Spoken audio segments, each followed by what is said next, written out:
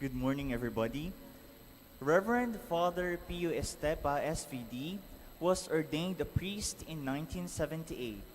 He served as missionary in Democratic Republic of Congo, Mexico, Fiji, Australia, and the United States. He was Secretary General, then Mission Secretary of the Society of the Divine Word. During his later tenure in Rome, from 2006 to 2012, he also served as consultant for the Pontifical Council of Culture at the Vatican City. With Doctor of Philosophy in Social Sciences, Masters in Philosophy, and Licentiate in Social Communication, he lectured in universities and seminaries, among which are the Pontifical Gregorian University in Rome, Centro de Reflexión Teológica and Universidad Intercontinental in Mexico City, Pacific Regional Seminary in Fiji, Yara Theological Union in Melbourne, and the Catholic Theological Union in Chicago. In 2020 to 2023, he joined the priestly formation team of the Divine Word Seminary in Tagaytay City. Newly appointed as Mission Secretary of the SVD Philippine Central Province, he is now based in Christ the King Mission Seminary, formerly known as Divine Word Mission Seminary, Quezon City, where he serves as part-time professor. I am pleased to present to you our speaker, Reverend Father Pio Estepa, SVD, PhD.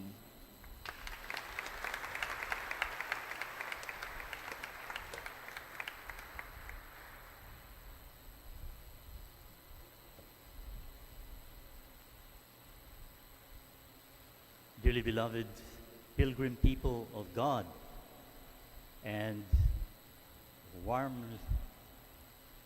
youthful, promising academic community of Divine Word Seminary.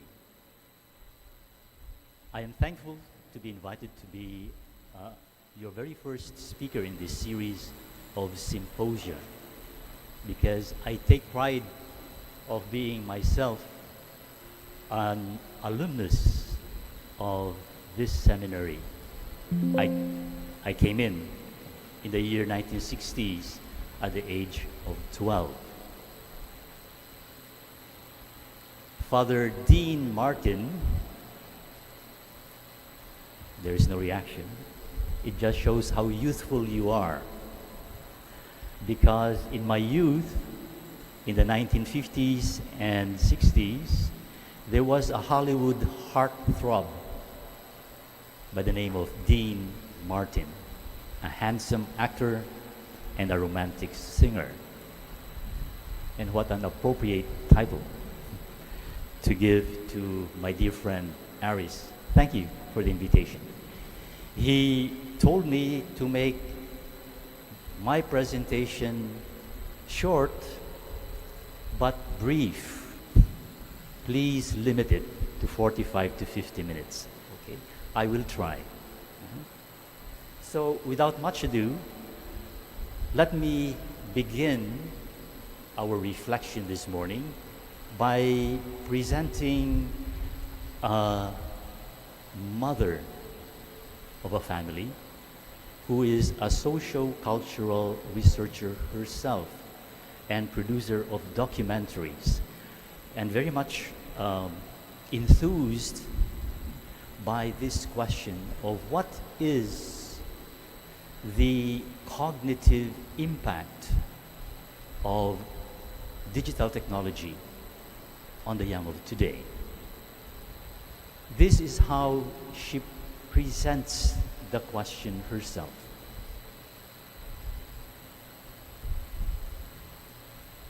It really hit me one night not that long ago. I was in the kitchen and I was cooking dinner, chopping vegetables, and my husband was in the next room on his laptop. And across the table from my husband was my oldest son, who was also on a laptop doing his homework. Did you wash your hands? And my younger kids had picked up my iPhone and were playing a game on it or something. No. And I don't know, it just hit me. We're all in the same house, but we're also in other worlds. and just kind of snuck up on us. I didn't see it coming. The intellectual demon that pushed her to make this research was the generation gap.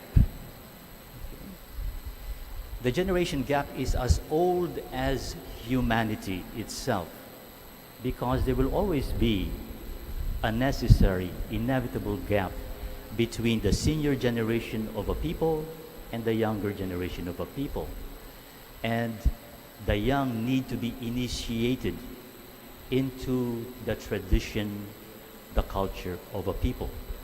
And that is why sociologists have coined a key term to refer to this process as socialization. And the cultural anthropologists also have a different term but exactly mean the same thing. They use the term enculturation. So the generation gap had always been with us. But what makes it so acute in our times, so unique in our times, is that this gap has widened to become a gulf. And secondly, because the young feel much more at home in this contemporary world, the enculturation or socialization process has been reversed. Most of the time, it is the youth who are enculturating, socializing the elder generation of today. You say, what happened? What was the reason? It was the coming of digitalization. I belong to the baby boom generation, and my generation's doorway to knowledge was the book. And as I grew up, I was brought up in the old media, which means print, radio, TV. In contrast to you, who are of the new media. These are all these gadgets that you have, even as small as this one, which links us to cyberspace, to the internet. And the big difference between the two is, in the old media, we are broadcasting. We are talking to the masses. And because it takes time to give a feedback, so it is practically one-way communication. In contrast to the new media, you don't broadcast to a mass audience, but you narrowcast to a niche market, to a niche audience. And because it is instantaneous, it is interactive, you get an immediate feedback. And this is the reason.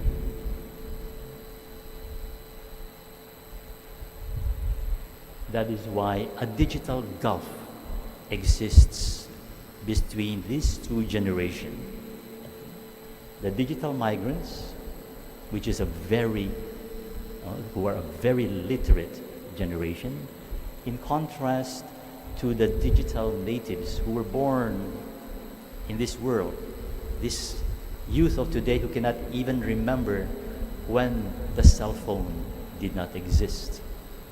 It is a digiterate generation. When I started this project, looking at life in the digital age, the first person I turned to was my friend Douglas Rushkoff, whom I've worked with on 2 previous films. Doug's been writing about the internet for close to 2 decades. We decided to start here, on the campus of the Massachusetts Institute of Technology in Cambridge. If anyone is a new species of digital native, it would be the MIT student. These kids are among the smartest, most wired people on the planet right now. They may hardly remember a time when they weren't able to be online anywhere they went.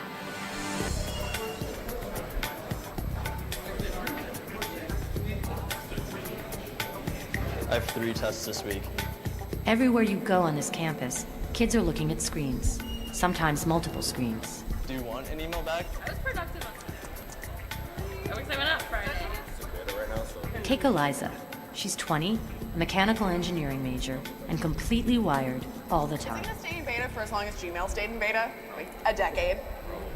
I have a few friends who, if they hear the word BlackBerry, they think of me. Like, I am never off of it. It is glued to me. When it's more than arm's length for me, I start to get panicky. It's very disconcerting. I'm like, I'll pull it up and show you, and I don't even send it to you. Are we G-Chat buddies? Can I just... I'm always IMing or texting or things like that. Always checking my phone, taking care of other things while I'm doing something else. You are talking to your friend at the same time you're talking to your other friend. At the same time, you're emailing another friend about what you're going to do tomorrow night. Dude, classes here aren't fun, man.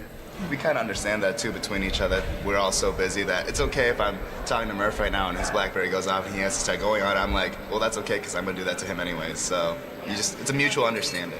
Where are the girls tonight? School, I think, is kind of the same. Like, you're paying attention in class to your professor, you're emailing another professor, and you're looking at something else. Nobody who's been teaching for 25 years would say that our students aren't different now than they were then. I mean, they need to be stimulated in ways they didn't need to be stimulated before. Sherry Turkle has been teaching at MIT for more than 30 years.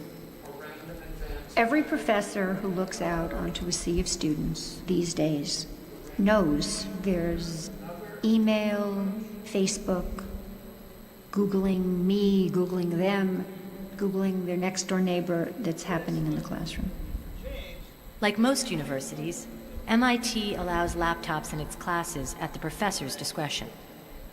I mean, it even changes how teachers teach, because now the pressure is on teaching kind of scintillating PowerPoint things that will distract them from the web. There are 2 sorts of things you can test students about. You can test how well they're paying attention in lecture, and you can test how well they're absorbing information from readings that you assign. And I don't think they're doing either of those things well. I just gave my class a midterm, and I was really asking obvious questions that had they been attending carefully in lecture and had they been doing the readings carefully, everyone should have gotten 100% on this exam, and the mean score was probably about a 75%. It's not that the students are dumb. It's not that they're not trying. I think they're trying in a way that's not as effective as it could be because they're distracted by everything else.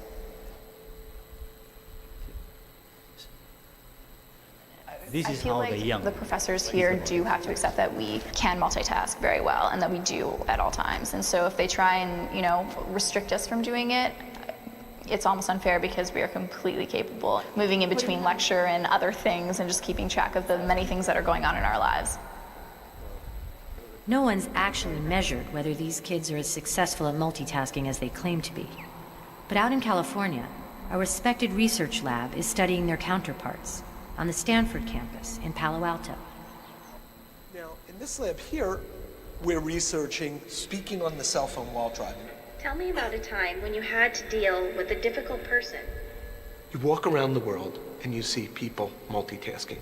They're playing games and they're reading email and they're on Facebook, etc. Yet classic psychology says that's impossible. No one can do that. In general, our brains can't do 2 things at once. And we want to ask the question, how did they do it? Do they have some secret ingredient, some special ability that psychologists had no idea about? Or what's going on? You guys were chosen because you're very high chronic multitaskers, and that what that NAS allowed us to film one of his studies, conducted on a group of carefully chosen students. On a college campus, most kids are doing 2 things at once, maybe 3 things at once. These are kids who are doing 5, 6, or more things at once all the time. The experiment looks simple. Identify numbers as odd or even, letters as vowels or consonants. But it's rife with traps in the form of distractions. NAS is testing how quickly these kids can switch between tasks without losing their focus. I'm pretty much constantly texting. And whenever I study, I have my laptop out and listening. Brian is a junior. I'm watching a YouTube video, I'm checking my email, nonstop refreshing the page. I'm on Facebook, Facebook chat. He's pretty confident that his multitasking is successful. So that I can always stay connected. So you think you're effective? I think so. Okay. But his results, like others NASA's tested, suggested otherwise. What we found was that you're actually significantly slower when you're switching than when you're doing kind of the same task consistently. Virtually all multitaskers think they are brilliant at multitasking. And one of the big discoveries is, you know what, you're really lousy at it.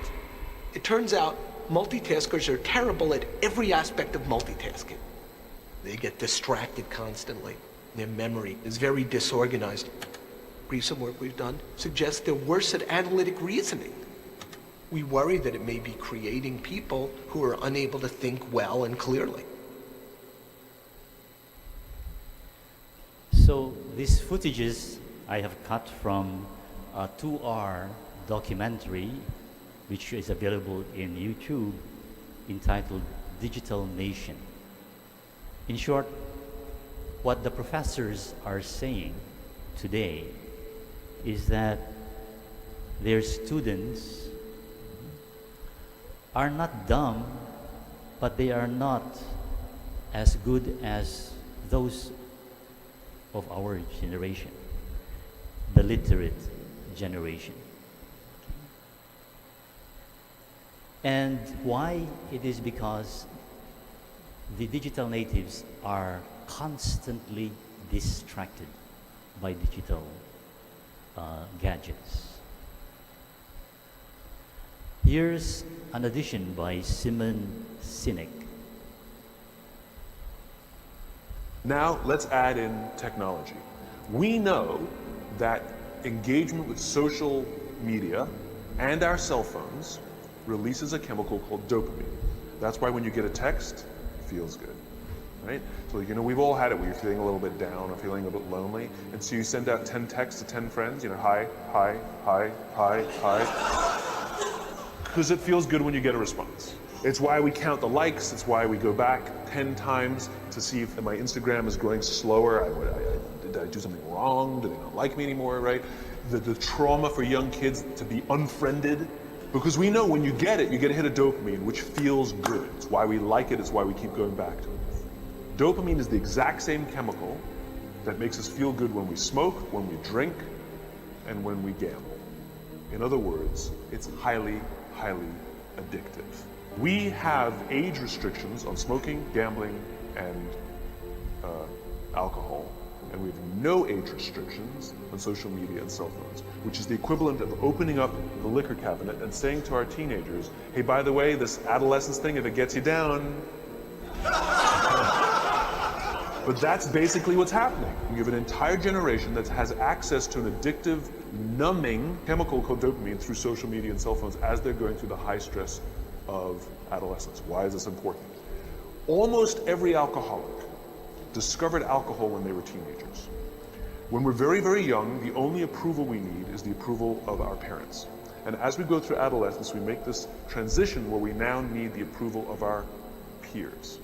Very frustrating for our parents, very important for us. It allows us to acculturate outside of our immediate families into the broader tribe, right? It's a highly, highly stressful and anxious period of our lives, and we're supposed to learn to rely on our friends. Some people, quite by accident, discover alcohol and numbing effects of dopamine to help them cope with the stresses and anxieties of adolescence. Unfortunately, that becomes hardwired in their brains, and for the rest of their lives, when they suffer significant stress, they will not turn to a person, they will turn to the bottle. Social stress, financial stress, career stress, that's pretty much the primary reasons why an alcoholic drinks, right? What's happening is because we're allowing unfettered access to these dopamine-producing devices and media, basically it's becoming hardwired, and what we're seeing is as they grow older, too many kids don't know how to form deep, meaningful relationships. Their words, not mine. They will admit that many of their friendships are superficial. They will admit that they don't count on their friends, they don't rely on their friends, they have fun with their friends, but they also know that their friends will cancel on them that something better comes along. Deep, meaningful relationships are not there because they never practice the skill set, and worse, they don't have the coping mechanisms to deal with stress. So when significant stress starts to show up in their lives, they're not turning to a person, they're turning to a device, they're turning to social media, they're turning to these things which offer temporary relief. We know, the science is clear, we know that people who spend more time on Facebook suffer higher rates of depression than people who spend less time on Facebook. Alcohol is not bad, too much alcohol is bad. Gambling is fun, too much gambling is dangerous. There's nothing wrong with social media and cell phones. If you're sitting at dinner with your friends and you're texting somebody who's not there, that's an addiction. If you're sitting in a meeting with people you're supposed to be listening to and speaking, and you put your phone on the table, face up or face down, I don't care, that sends a subconscious message to the room that you're just not that important to me right now, right? That's what happens. And the fact that you cannot put it away is because you are addicted. Okay.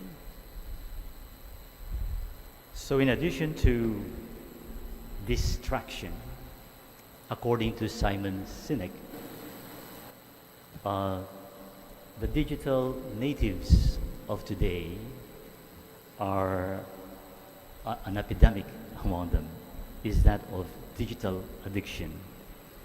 He expands this further, but let me skip this footage and go immediately to his conclusion. Now you add in the sense of impatience, which is from addiction to finally alienation. If you are living at least 50% not in this real world, but in cyberspace, you are living in a world where you are disembodied and interacting with disembodied persons. And this leads to alienation. You are living in a bubble of your own. Okay? I have already depressed you by bringing out what researchers say about the negative impact of digital technology on our people of today, especially the digital natives. Now let's ask, are there also openings? If there are challenges, are there also opportunities? And it is that which I would like to explore. And I will begin this exploration by just asking that question, how? How do digiterates differ from the literates in their modes of cognition, perceiving reality, and their modes of expressing themselves? So to make my own little research on this, I looked into the difference of musical tastes between the youth and the people of my age. Okay? And the main assumption of this research is that the musical fashion, which is dominant in a decade or in an era, expresses a generational culture. And by listening to it constantly, of course, it impresses on you again. That same, it reinforces the impact of the generational culture. Allow me to just make a very rapid justification of this assumption. The early anthropologists, the founding generation of cultural anthropology, their understanding of culture is, or their paradigm is like the human person. Just as I am body and soul, when we gather together and form a people, a community, a society, we generate also a communal soul, a collective soul, which they call the latent culture, the deposit of our basic beliefs and values. And it becomes manifest through what we create. The material creations, like for example, how do we build a house? What tools do we use to interact with Mother Nature and to survive? And then of course we have to organize ourselves and we form society. What are the patterns of residences? And so on. And then finally, We manifest also our latent culture by way of our art, our language, and our religious myths, symbols, and rituals. Okay? Then came a linguist by the name of Ferdinand de Saussure, who makes this distinction between langue, language, and parole, which is vocabulary, so to speak, okay? Language is the, when I ask somebody, do you speak Cebuano, Ilocano, or Tagalog? I am asking for your linguistic competence. Are you familiar not just with the words, but also the grammar, so that you can construct a meaningful sentence in this language? Okay? But then that will be competence. Performance is when you are conversing with somebody, okay, it matters whether you are talking to a peer, to somebody older, or of a higher status than you are, or lower. And it depends also in the situation. Are you conversing in a church, in a classroom, in the market? And that will be your performance. Okay? Now, there came a cultural anthropologist who made a paradigm shift, a major one in cultural anthropology, by borrowing from Saussure and uses a new metaphor, which is a culture is like language. It has a grammar of its own, a popular grammar of its own, which becomes manifest materially, socially, and symbolically. And that will be the pahol. So just on that, okay, I use that background to justify my basic thesis. Now let's start with examining the musical taste of my generation, the baby boom generation, and see from the music, which is a symbolic culture, go down to what is the grammar, the mode of cognition and mode of expression that we can draw from their music. So we start with the music of the literate generation. Do, re, mi, fa, sol, la, ti. Do, ti. La, sol, fa, mi, re. Do, mi, so, re, fa, la, ti. Do, mi, so, re, fa, la, ti. When you know the notes to sing, you can sing most anything. Okay. So, what is important, the very first feature, in the music of the literate people is the melody. And melody is an abstraction. A good musician is able to listen to the daily noise and just select a few sounds and combine them into a melody. Melos sounds, chodos in Greek means a path of sounds. And so it reflects a conceptual, abstract thinking. Here is a second feature of their music.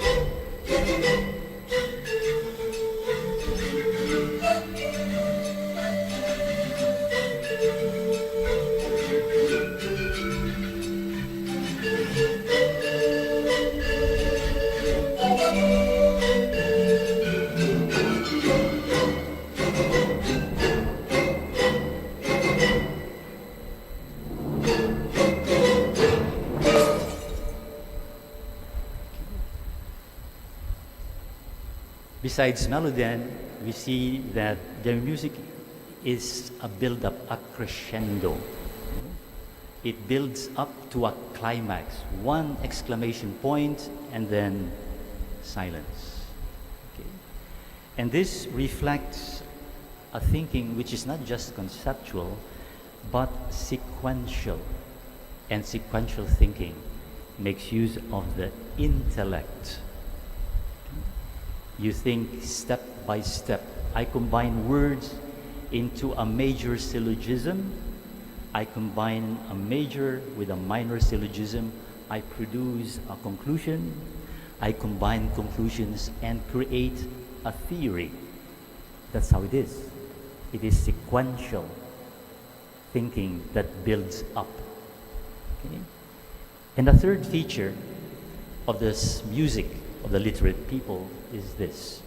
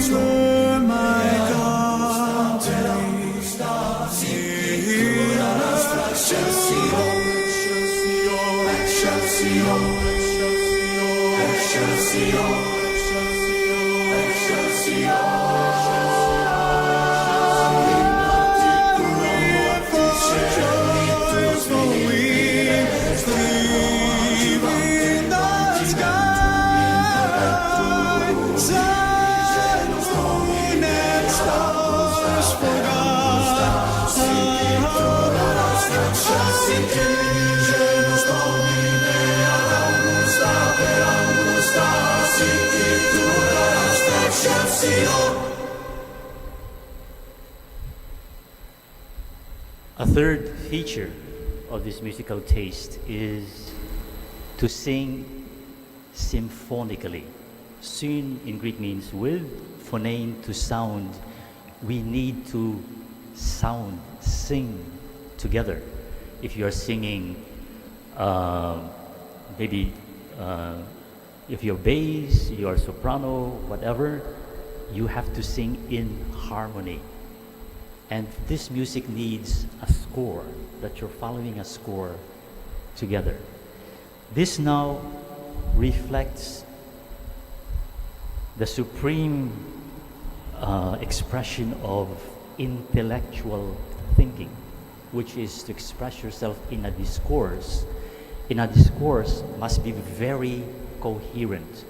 There should be no contradicting sentences or propositions, because once your examiner is able to see contradiction in your use of terms, in your combination of propositions, your whole argument falls down to ruin. It is no longer credible. With this, let us take a look, compare this with the musical taste of, a summary of it, melody, build-up, symphony. Let's compare this now with the musical taste of the young. Are these features still there?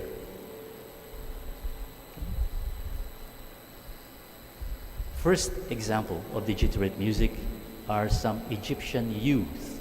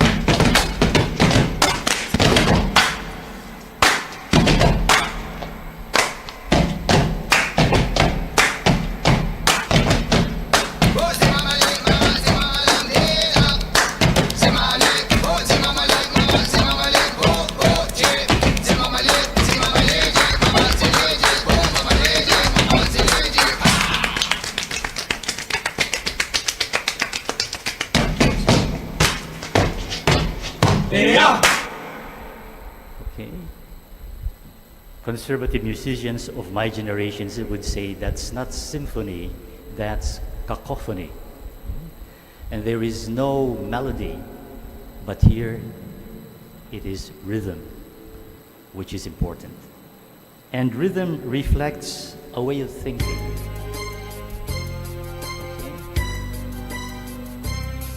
As I walk through the valley of the shadow of death, I take a look at my life and realize there's nothing left. Cause I've been blasting and laughing so long that even my mama thinks that my mind is gone. That I ain't never crossed a man that didn't deserve it. Me be treated like a punk, you know that's unheard of.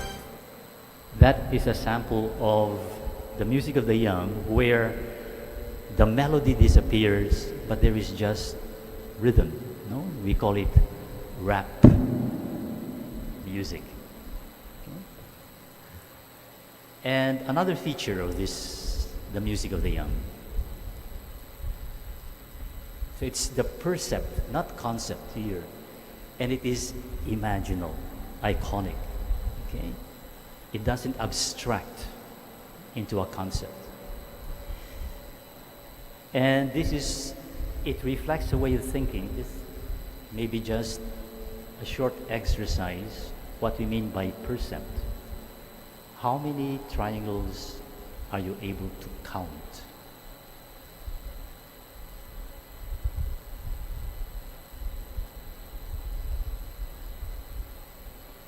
You know, there is no wrong answer. If you say 7, you're right. If you say 3, you're right. If you say you're 9, you're right. Actually, there's no triangle there at all. But the triangles are here. That is an example of percent. Okay? And so that is the base of symbolic thinking.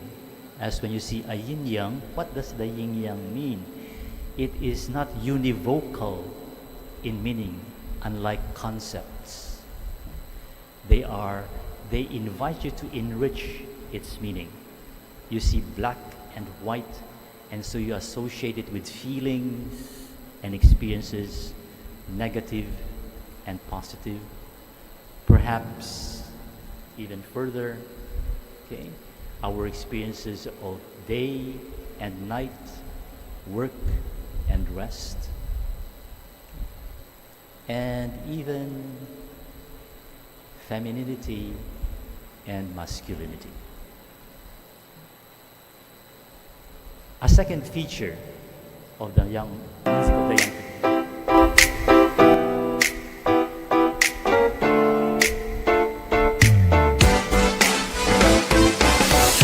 Araw-araw ikaw ang gusto kong kasama. Buhay ko'y kumpleto na tuwing nandito ka sa tabi ko o aking giliw. Di ba din ako makapaniwala na ang dati kong pangarap ay katotohanan na. Ikaw ang tanging inspirasyon at basta't nandito ka, ako'y liligaya. Dahil sa'yo ako'y matapang, dahil sa'yo ako'y lalaban, para sa'yo pagmamahal na walang katapusan. Dahil sa'yo mayroong pangarap, pagmamahal ko sa'yo'y tapat, para sa'yo pagmamahal na higit pa sa sapat. Gagawin ko ang lahat para lang sa'yo sinta, basta't nandito ka, ako'y liligaya.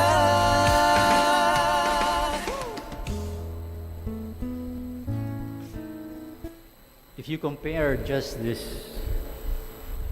clip with the Victoria Beer advertisement, it is just 10 seconds longer.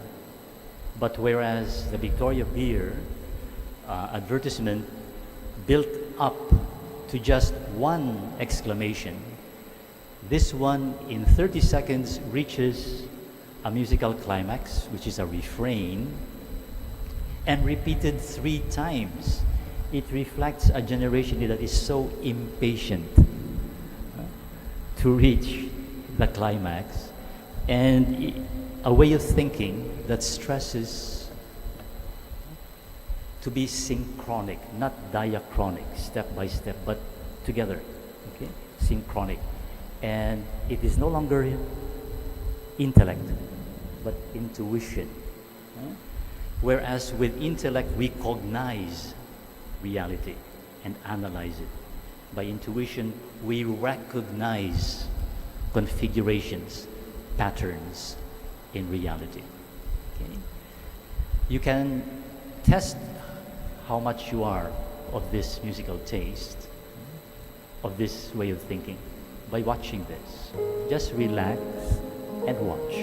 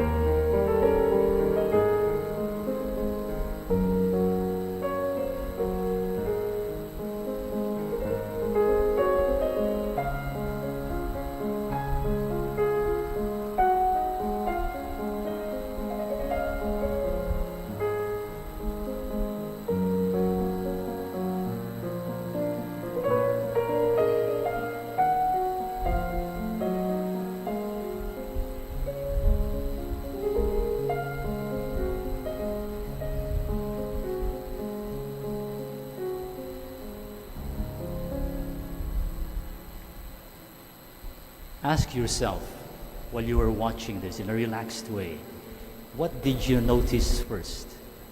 Is it the pictorial details, or immediately you perceived a face? If you say, I saw the face immediately, and only then I saw the details, pictorial details, then you are intuitive thinker, more habitually an intuitive thinker. The reverse is that of the intellectual mode of perception. With this, maybe the third feature of the music of the young. It might seem crazy what I'm about to say. Sunshine, she's here, you can take a break. I'm a hot air balloon that could go to space. With the air, like I don't care, baby, by the way. Because I'm happy. Clap along if you feel like a room without a roof. Because I'm happy. Clap along if you feel like happiness is the truth. Because I'm happy. Clap along if you know what happiness is to you. Because I'm happy. Clap along if you feel like that's what you want to do. Here come bad news, talking this and that.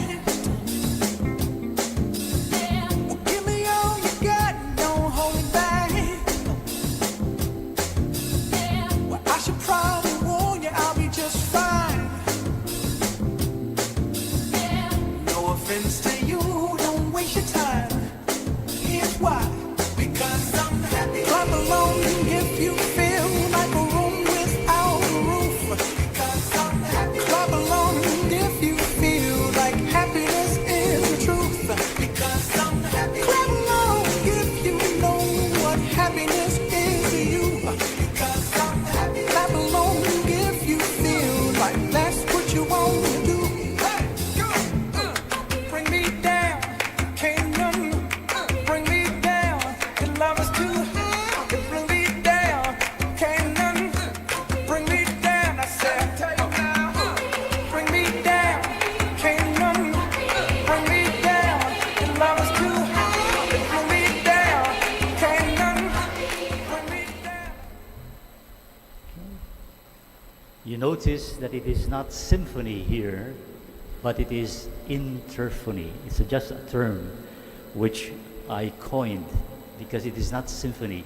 It is not singing together, but singing in dialogue with another or with other singers. And it reflects a mode of thinking which is dialectic, a story or narrative way of thinking. In a discourse, there should be no contradiction. In a story, if there is no contradiction, if there is no conflict, there is no story yet. And so, this conflict is like a thesis which needs resolution, an antithesis, and results in a synthesis. You know? And when you reach the synthesis, which is the climax, you have that catharsis which a narrative gives us. So with this, I have only 5 minutes more, so I will try to rush to the conclusion of my talk. After making this comparison, you know, well, let's let me go very fast, okay, and just conclude.